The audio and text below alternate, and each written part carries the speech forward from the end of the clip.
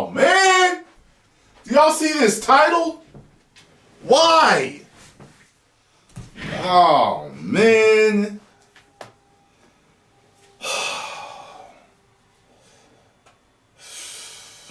Let's check this out. What's going on, everybody? It's Warren. Welcome back to the Cosmic Wonder, where we talk all things Marvel and everything relating to the Marvel Cinematic Universe. And today we have some news about Guardians of the Galaxy Volume 3, coming straight from James Gunn himself in an interview with Deadline. And some people aren't going to like what he has to say. As you probably read from my title, James Gunn is saying that this is the last time that we'll see this group of Guardians of the Galaxy. And he's also saying that this is the end for him and many of the characters. So essentially, Guardians of the Galaxy Volume 3 is the last Guardians of the Galaxy film that we'll get, at least in a traditional manner. So it really makes you wonder about deaths. Based off what some actors have said, like Dave Bautista, who plays Drax, said that this is his last film as a Guardian of the Galaxy. Based off of things like this, it does lead us to believe that there are going to be probably many deaths in Guardians of the Galaxy's final conclusion. And thank you to Manscaped for sponsoring this video. More on them in a bit. Now, don't get too upset yet, because I do believe there is hope, and I do believe there's going to be somewhat of a spin-off that is going to keep the Guardians going, even if it's not a traditional Guardians of the Galaxy. But let's break down what James Gunn had to say in this interview. Let's talk about who we think will die, and then how a new Guardians franchise could come about and continue on in the MCU. Because I would like to think that at least one of them is going to live and possibly continue on. But check this out. Okay. The interview is with Deadline. I don't know much about the reads James comics, Gunn on end of Guardians of the Galaxy franchise and Peacemaker's Butterfly Secret Hero Nation podcast. So right in the title it says end of the Guardians franchise. And this is the first line of this article. It's James Gunn being quoted saying, "This is the end for us. The last time people will see this team of Guardians." And Deadline says that this is what they told him about the franchise's conclusion with the Guardians of the Galaxy Volume 3. And here's something that James Gunn says that adds even more to the speculation that many characters will die. He says, "It's big. It's so big and dark and different from what people might be expecting it to be." Now, we know that the set for Guardians 3 was massive. We know that it was a huge set, so we know it's going to be a pretty crazy and big film. But James Gunn is sitting here saying it's going to be dark. And usually when the word dark is being used to describe a movie, we think that, yeah, there's going to be deaths. But he continues on and talks about the wrap-up of the story that we've been on for the past two Guardians films. He says, "I just want to be true to the characters, the story, and give people the wrap-up that they deserve for the story. That's always a little bit scary. I'm doing my best." And he ends with, "I'm aware that the third film in most trilogies sucks. Not always." And that's true. Typically, by the time you get to the end of a trilogy, the last one isn't that good. However, we just got Spider-Man No Way Home, which was the last in a trilogy and by far the best. And Guardians seems to be going all out, and Marvel Studios seems to be getting behind these directors that want to go all out, so I don't have any doubt that Guardians 3 is going to be fantastic. It just seems like it's going to be pretty sad, because I'm betting that Rocket Raccoon is going to die. I bet you that Drax is going to die. And I'm thinking that Nebula is going to die as well. Karen Gillan said that when she read the script entirely for Guardians of the Galaxy Volume 3, she cried a lot. And I think the person that everyone would cry over the most dying would be Rocket Raccoon. We've kind of already seen Groot die, and I don't really think that Groot can really die as long as there's just one little twig left of him. So since we know that fact, and since we've kind of already seen him die before, I don't think it'll be that sad, especially since he is growing up again.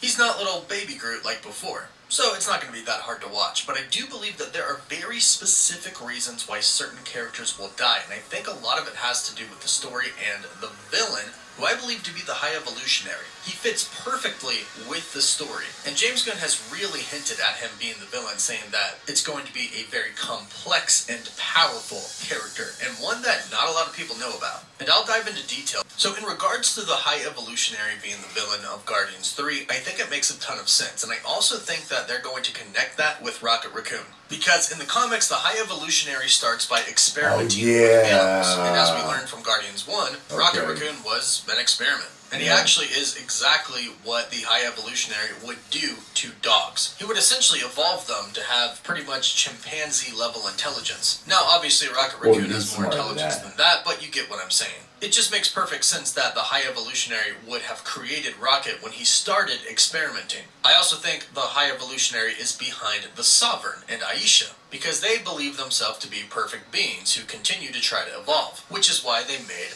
Adam. And in the comics, the High Evolutionary sort of adopts Adam, and he gives him the Soul Gem. So it all sort of makes sense here, because the Sovereign is going to be who is coming for the Guardians. And you can bet that Rocket's going to want some type of revenge against the High Evolutionary. And I think he might die to get that revenge and to defeat the High Evolutionary. Now, this is the one death that I think everybody really doesn't want to see. But sadly, I think it's the one that we are going to be getting.